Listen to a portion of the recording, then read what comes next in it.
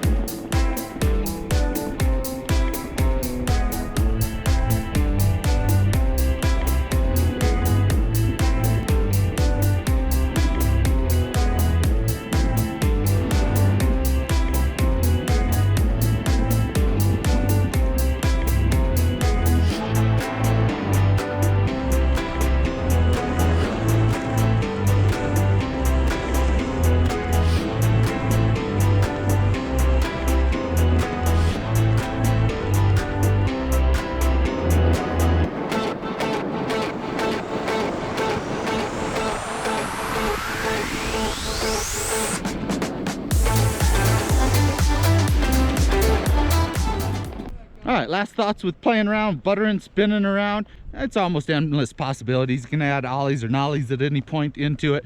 And yeah, it's just fun to do, and especially when you're riding with someone slower than you. Just a cool way to make snowboarding interesting. And just by spinning around like that, you'll really learn how to not catch your edges, keeping that downhill edge up during it. Front side, then back side, and then the next level with it is carving in and out of those cleanly. So yeah, just playing around with it, because if you don't actively just go play around with it, you'll never get good at it. But it's really nothing too hard. No, it's not hard at all. Just dorking around on your snowboard, having some fun. So hey, thank you, Corey, for joining me for this. Thank you, Ryan. Now go have some fun, people. Go have some fun doing it. Do it at low speeds to begin with. Happy shredding, and kapla!